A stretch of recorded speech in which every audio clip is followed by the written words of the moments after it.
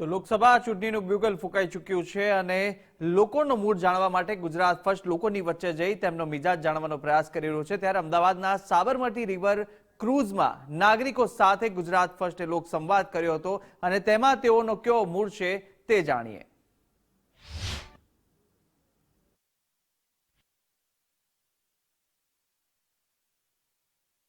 લોકસભાની ચૂંટણીને લઈને તમામ પક્ષોએ પોતાના પ્રચાર પ્રસારની તૈયારીઓ જોરશોરથી શરૂ કરી દીધી છે।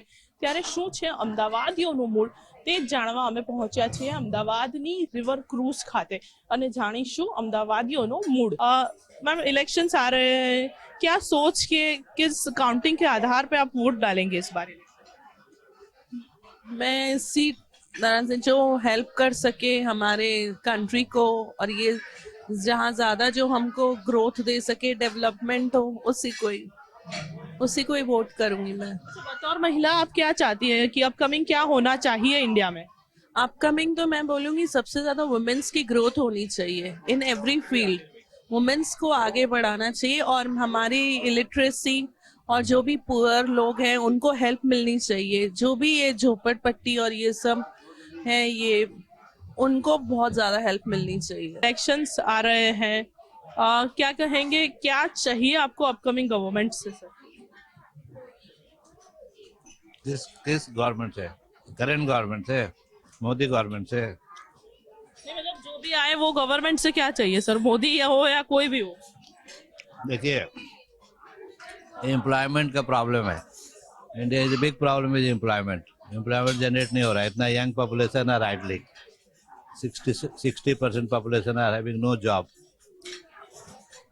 और सर मतलब आप किस मुद्दों पे वोट करेंगे, अनएम्प्लॉयमेंट या उसके अलावा कोई भी? है, price rise is there, inflation is there, huge inflation is there. Election આવી રહ્યું છે, કયા મુદ્દાઓને આધાર ઉપર તમે વોટ કરશો, કયા મુદ્દા મહત્વના હશે તમારા માટે?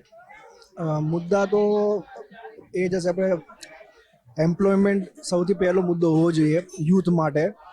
એમ્પ્લોયમેન્ટ જો હશે સારું તો આમ તો ઓવરઓલ તો ડેવલપમેન્ટ તો થયું જ છે, ખાલી એક થોડું બહુ આ છે જો એમ્પ્લોયમેન્ટ ઇમ્પ્રુવમેન્ટ કરવામાં આવે તો મને લાગે છે કે સારી કોઈ પણ સત્તા પાર્ટી લઈ શકે છે રાજ્યમાં। અને એક મહિલા છે, મહિલાઓને લઈને કયા મુદ્દાઓ ઉપર તમે વોટ કરશો? મહિલાઓ માટે આમ તો ખૂબ જ સારું છે। ગુજરાતમાં આપણે જે પ્રમાણે સુરક્ષા છે મહિલાઓની એ ખૂબ જ સારી છે કે અત્યારે આપણે મહિલાઓ રાત્રે 10 વાગે પણ એકલી ગુજરાતમાં ફરી શકે છે બીજા કોઈ પણ રાજ્ય કરતા, એટલે એ આપણે ગુજરાત માટે બહુ સારી વાત છે।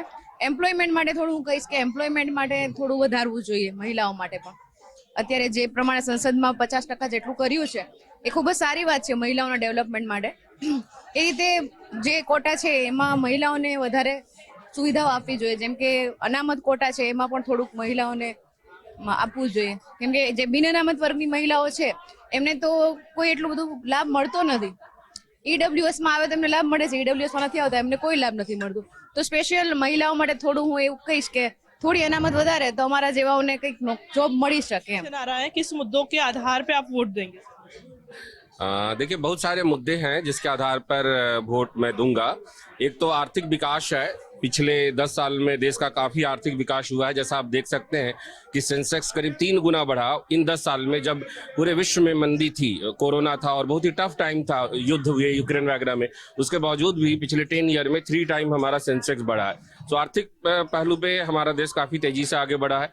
दूसरा है सुरक्षा के मामले में। सुरक्षा के मामले में एक समय था जब आपको भी मालूम है बम विस्फोट होते थे और बहुत चीजें होती थी, उग्रवादी बाहर से आकर हमारे यहाँ पे काम करते थे, हमले करते थे। अब सिचुएशन ये है कि लोग ये बोल रहे हैं कि हम बाहर में जाके उनको खत्म कर रहे हैं। तो एक दूसरा इम्पोर्टेंट पहलू है। तीसरा, गरीबों के लिए भी बहुत कुछ काम हुआ है। डीबीटी के फॉर्म में किसानों को भी पैसे जा रहे हैं। मतलब ऑल फ्रंट्स पे अच्छा काम हुआ है और मैं इन सभी मुद्दों पे वोट दूंगा। महिला તમારી શું એક્સપેક્ટેશન્સ છે અપકમિંગ ગવર્નમેન્ટ પાસે? વુમન એમ્પાવરમેન્ટ બહુ જરૂરી છે આપણા કન્ટ્રીમાં। સો ફોર વુમન એમ્પાવરમેન્ટ આપણી ગવર્મેન્ટે ઘણા એવા સ્ટેપ્સ લેવા જોઈએ કે ગર્લ ચાઇલ્ડને પ્રમોટ કરવું જોઈએ। ગર્લ ચાઇલ્ડ જેની પાસે હોય એને મની આપવા જોઈએ, ગર્લ ચાઇલ્ડને એજ્યુકેશન આપવું જોઈએ અને ગર્લ ચાઇલ્ડને ફ્રી જેને મેટર્નિટી લીવ જોઈતી હોય, જેને ડિલિવરી માટે મની જોઈતા હોય એ લોકોને હેલ્પ કરવી જોઈએ, just to increase our female population.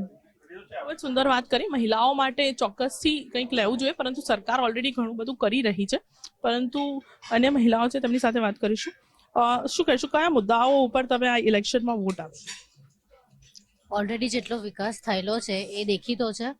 Not just lower income group, upper income group, બધાને જ સારી બેનિફિશિયલ ગવર્મેન્ટ બિઝનેસીસ પ્રમોટ કરે છે, પ્લસ એમ્પ્લોયમેન્ટ જનરેટ કરે છે. આઈ થિંક આટલું બધું જેટલા પાસ્ટ ડિકેડમાં આપણા ઇન્ડિયાનું ગ્લોબલી નામ જેટલું થયું છે એટલું આજ સુધી ક્યારેય નથી થયું. And I am proud to be an Indian. અને એક મહિલા છે તેમની સાથે વાત કરીશું. મેડમ, તમે 10 વર્ષ પહેલાની બી સ્થિતિ જોયેલી છે ખૂબ સારી રીતે, અત્યારની બી જોઈ છે. શું કહેશો, કયો મુદ્દો હશે તમારા માટે આ વખતે ઇલેક્શનમાં? 10 વર્ષ પહેલા આટલું બધું ડેવલપ નહોતું થયું.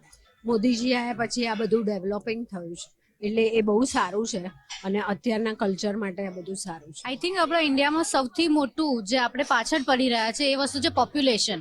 એટલે આઈ થિંક સ્ટ્રિક્ટ પોલિસીઝ આવી જોઈએ કે જેનાથી આપણું પોપ્યુલેશન કંટ્રોલ થાય, તો બીજા બધા પ્રોબ્લેમ્સ આપોઆપ સોલ્વ થઈ જશે. તો આઈ થિંક ઇલેક્શનમાં હું કહીશ કે પ્લીઝ પોપ્યુલેશન કંટ્રોલ કરવા માટે એક સ્ટ્રિક્ટ લો લાવો.